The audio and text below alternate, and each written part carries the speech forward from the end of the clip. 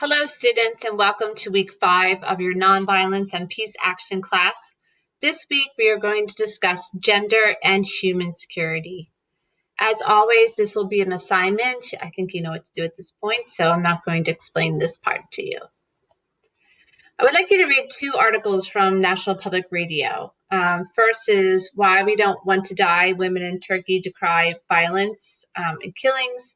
And the other one is a report from NPR about child poverty that could be cut in half over 10 years. I would like you to answer for the screencast the following questions. I want you to Google the statistics regarding what kills people today. And I want you to be sure to look at what kills people in the developing countries and what kills people in developed countries. So the United States would be considered a developed country. Europe would be considered developed. But looking at, like, say, South Asia, that's developing. I would like you to include where you found your links as well. And then question 2, if the United States can halve the poverty rate in 10 years, why do we not do so? And finally, why would the government of Turkey ignore domestic violence or change its statistics of domestic violence? And sorry, I spelled ignored instead of ignore. So question 3 is, why would the government of Turkey ignore domestic violence or change the statistics of domestic violence? What I'd like you to do is take a moment and watch this video on human security. And I have 3 questions I'd like you to answer for the screencast. Okay, so question 4 is this. According to the United Nations, what is human security? Question 4. According to the United Nations, what is human security? Question 5. Name 3 threats that we face globally. That's mentioned in this video. Question 5. Name 3 threats we face globally. And finally, question 6. Which of these threats do you feel is the most dire? Which threat should the United Nations focus most of its resources to solve and why?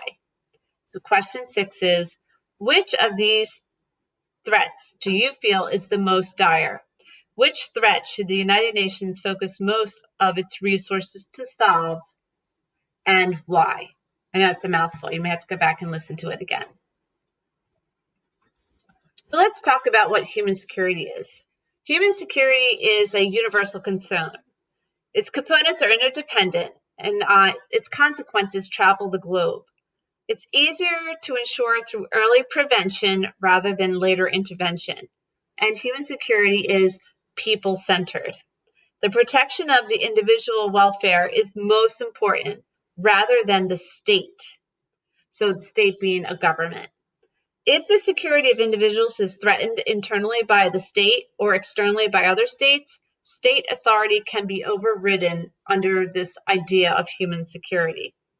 Addressing the root causes of humanitarian crises, these could be economic or political or social instability, is a more effective way to solve problems and protect the long-term security of individuals. So, as stated before, prevention is the key. A collective understanding of the deeper social issues along with a desire to work together is necessary to prevent humanitarian crises, thereby preventing a widespread absence of human security within a population. It also focuses on 2 main goals, freedom from want and freedom from fear. These freedoms are from the preamble to the Universal Declaration of Human Rights and are part of the 4 human freedoms that President Franklin Delano Roosevelt famously referred to in his speech in 1941.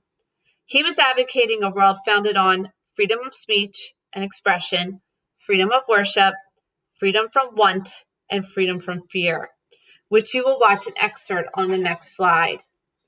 In addition to these 2 main goals, in the 1990s, human security added freedom to live in dignity. What I'd like you to do is just take a moment to read the Declaration of Human Rights, the Universal Declaration here. And I just want you to take a moment to watch. It's very quick, Franklin Delano Roosevelt's speech about the 4 freedoms. So I put together this chart here so you could get an idea of what the difference is between traditional and human security. So traditional security and human security. We mostly know about traditional security, okay? So it's centered on the state. Everything is subordinate and consequent to the security of the states. The state is the most important entity in the international system. All states are sovereign, which means they get to govern themselves. And the system is characterized by non-interference. So if, like in Germany, they're committing acts of genocide against its people, under the traditional security paradigm, other states cannot intervene. Security of the state is guaranteed by its armed forces or its military. In juxtaposition to this is human security. So it's a focus on individuals, human beings. The human is the most important entity. And all humans are interdependent and their relations are regulated by concerns for their well-being. The security of the person depends on the functionality of institutions and systems within the state. The actors for human security would involve everyone at all levels. So it starts at the individual, go up to the family, communities, civil society organizations, which are CSOs, non-governmental organizations, which are NGOs, local, national governments, regional, international organizations. Juxtapose that to the traditional security paradigm, and you get the state, regional, and international organizations. So for strategies that are used to bring about security, it would be military defense and conflict resolution for the state, maybe even some diplomacy. And for the human security, it's much different. It's the empowerment of vulnerable people to enhance their resilience to multiple threats. It's to build capacities of communities and governments to mitigate threats to themselves and to protect vulnerable people already affected by threats. So these two are very much connected. So the traditional and human security are linked. The security between states is a necessary condition for the security of individuals. And human security requires strong and sizable institutions and a level of government legitimacy in order for it to function. It all comes back to Hobbes's Leviathan, right? So what can the government provide to its citizens in order to make them safe and secure? So where did this start? This comes out of the 1990s, and it was brought about by Kofi Annan. He was the 7th Secretary General of the United Nations. And he championed the idea of human security and wrote a report called We the Peoples. And then from there, We the Peoples evolved into the Human Development Report for 1994. And in that Human Development Report, it talks about human security. And then it has evolved into the Millennial Development Goals, which were for the year 2000. And they were measured for progress in 2015. And currently, we're looking at the 2030 Sustainable Development Goals.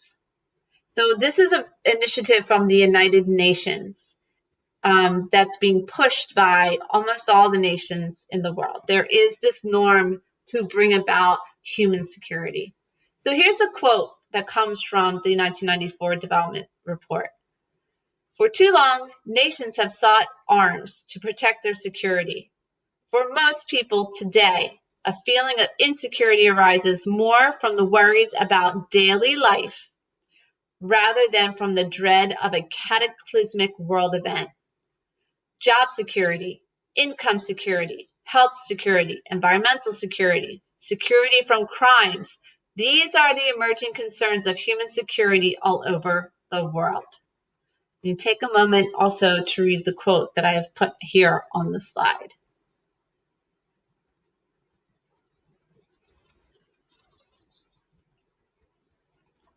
So I mentioned to you that the Human Security Report evolved into the Millennial Development Goals and the Sustainable Development Goals. Okay, so if you look here, the 2015 Millennium Development Goals includes 8 international development goals for the year 2015 that had been established following the Millennial Summit of the United Nations in 2000.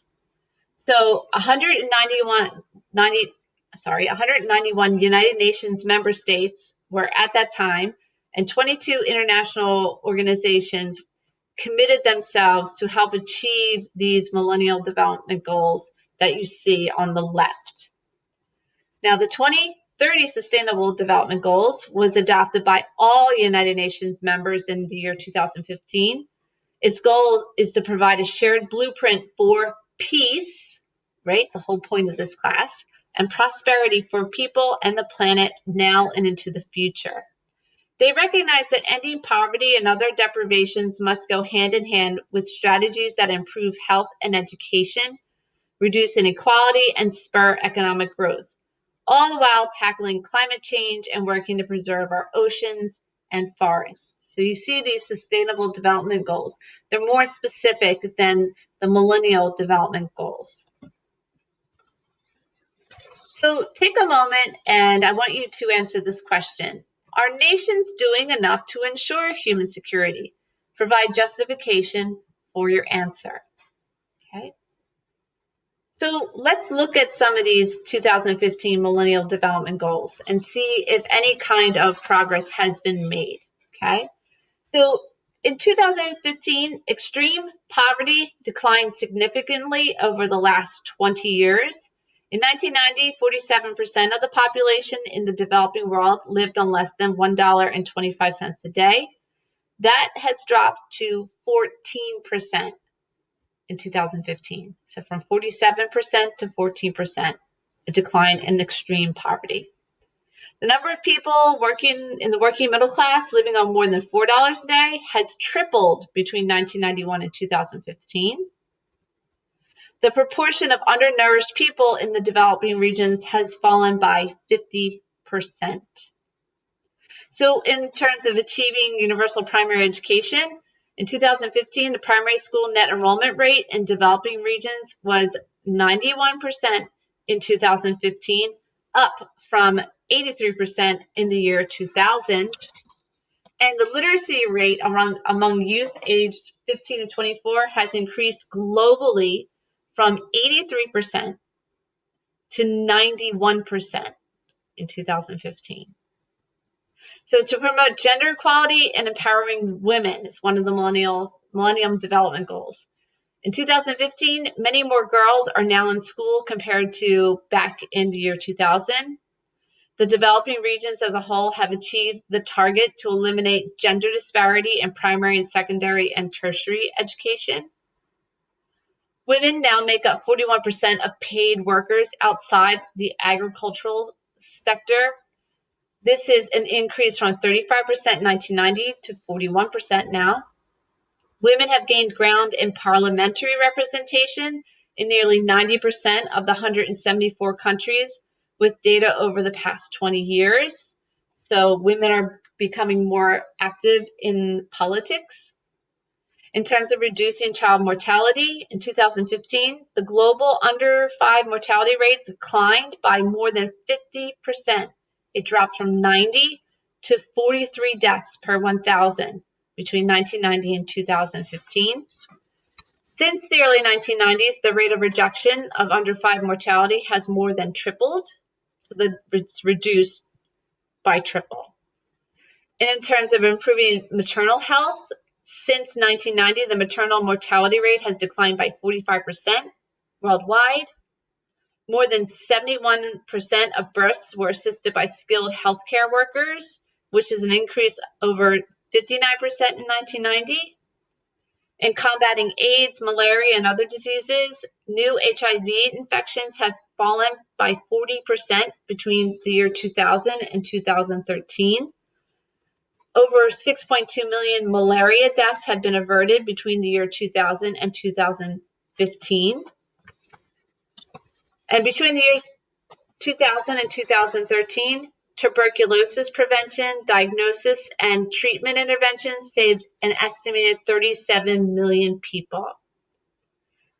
The Millennium Goal to ensure environmental sustainability in 2015, ozone depleting substances have been virtually eliminated.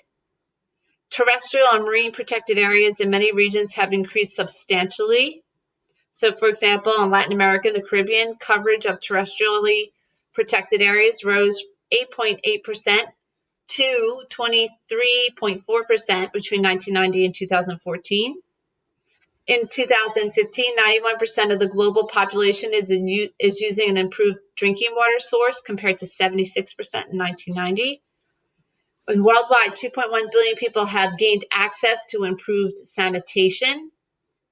And the proportion of urban populations living in slums in the developing regions fell from 39% to 29% in 2014. And the Millennium Goal to develop a global partnership for development.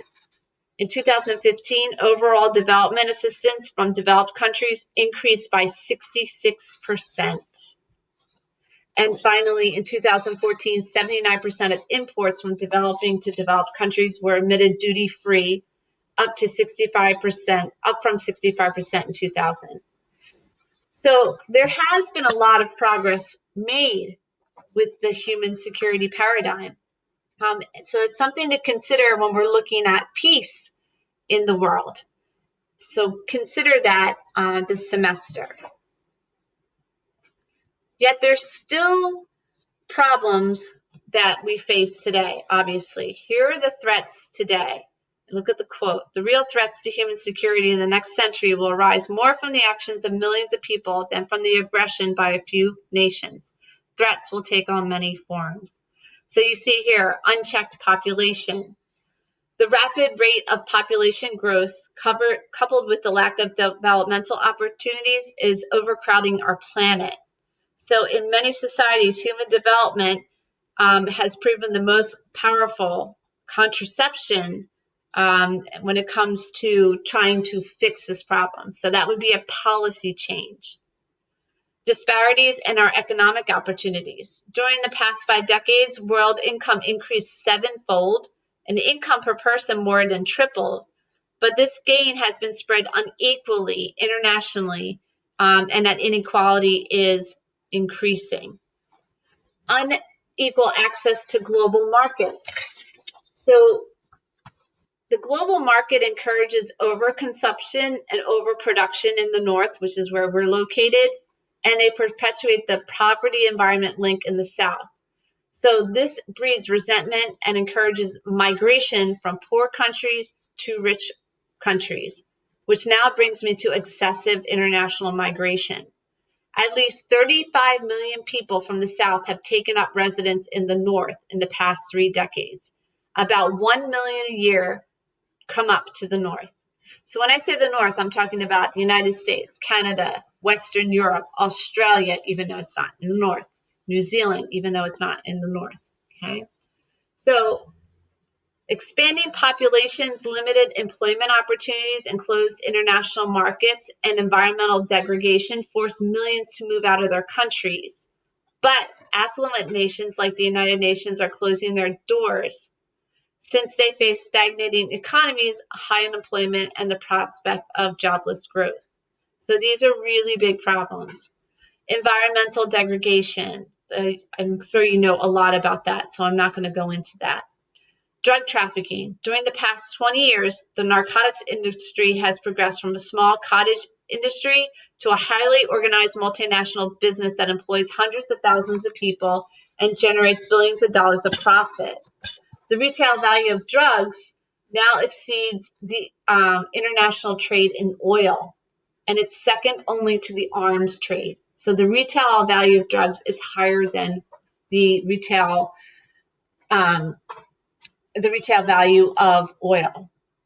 International terrorism. Violence can travel from one country to another through terrorism, and most of the victims have been the general public. So there is a global phenomenon of international terrorism. So what I want you to do now is look at this question 8. What policies could be implemented to mitigate these threats to human security? I want you to pick 3 threats above and think of 3 policies that may mitigate the threat. So for example, to mitigate an unchecked population growth, you encourage family planning services, i.e. women's contraception. So I want you to take 3, okay, and put up there. So to mitigate the disparities in economic opportunities, we need to do what, okay? So I want you to think about what we best can do. Human security and policy. So Here are some things that policymakers have looked at when they are looking at human security. So first is the importance of allowing everyone of whatever race or ethnicity the opportunity to develop his or her own capacities, particularly through effective health and education services. Second is the need to ensure that economic growth is broad-based so that everyone has equal access to economic opportunities. And third is the importance of carefully crafted affirmative action programs designed so that all sections of society are able to gain services and opportunities. So in order to protect the vulnerable. So I have question 9 for you. So here's human security and policy. So question 9 is this. What problems do you foresee with trying to tackle human security? Question 9. What problems do you foresee with trying to tackle human security? Because obviously there are major problems with this. I think that's question 9. 1 second. Yes, question 9. Yes, sorry. Just wanted to double check that. Question 9. All right, we're almost done here, folks. All right, human security and gender. Human security and feminist studies go hand in hand. Gender studies has recognized human security for years. Okay? Human security focuses on the serious neglect of gender concerns under the traditional security model as well. So traditional security focuses on external military threats to the state, and that has meant that the majority of threats women face have been overlooked. So one of the things about human security is that it recognizes the problems associated with threats to women. Women are often the victim of violence and conflict, and they form the majority of civilian deaths, the majority of refugees, and are often the victims of cruel and degrading practices such as rape. Women's security is also threatened by unequal access to resources, services, and economic opportunities.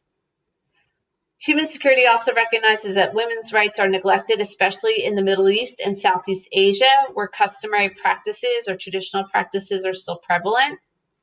And although there are different opinions on the issue of customary practices, it infringes upon human security's notions where women and men are not equal when it comes to human rights.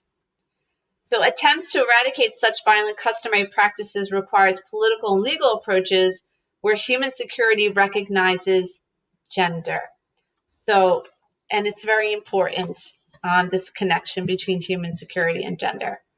So possible solutions, human security seeks to empower women through education, participation, and access, as gender equality is seen as a necessary precondition for peace, security, and a prosperous society.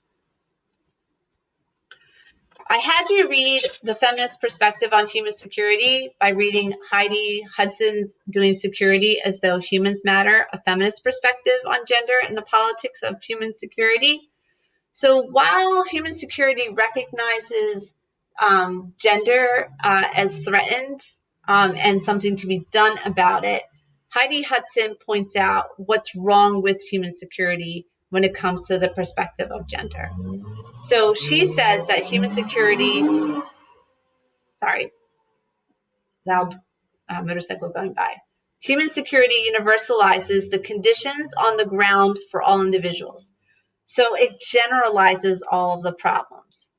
She says that feminists point out an understanding of security issues needs to be extended to include specific security concerns of women.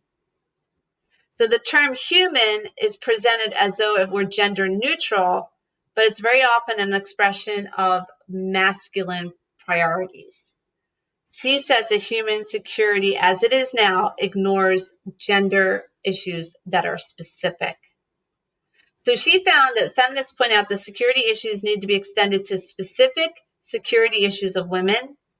So even to say women as a group, it masks the differences within that group. So integration does not mean uniformity, Okay, so there's issues also by just separating it by men and women, right? Because there's gender, but that intermixes with class or ethnicity or race and nationality or sexuality. So it leads to an intricate network of inequalities that change over time and differ depending on the context. So, for example, women in North Africa will have vastly different needs than the women in South Africa or the southern part of Africa. So she concludes that broad-based security thinking has offered only a partial understanding of human security through its neglect of women's pervasive insecurities. And she has several recommendations. One is an emphasis on identity politics. Two is a more fluid context-based interpretations of gender and human security, saying that one size does not fit all.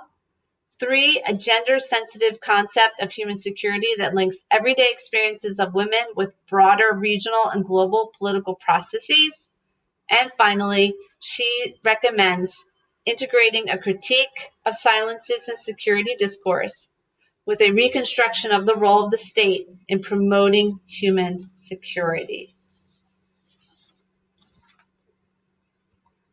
Okay, so some final thoughts on human security. What's the problem with it? If it promotes peace and we see that there has been improvement in many of the tenets of human security, what's the problem with it? The first problem is this: it's too all-encompassing. Human security as a concept is often criticizing for being a theory of everything and nothing. It's pretty much looking at every single problem in the world and trying to solve it.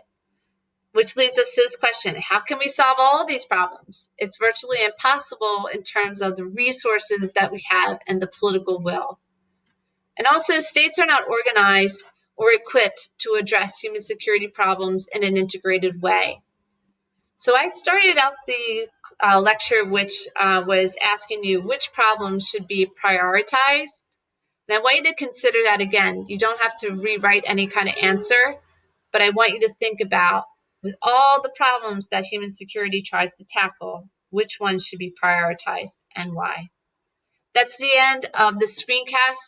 I hope I was clear. It's one of my favorite topics, and I look forward to discussing it with you. Take care.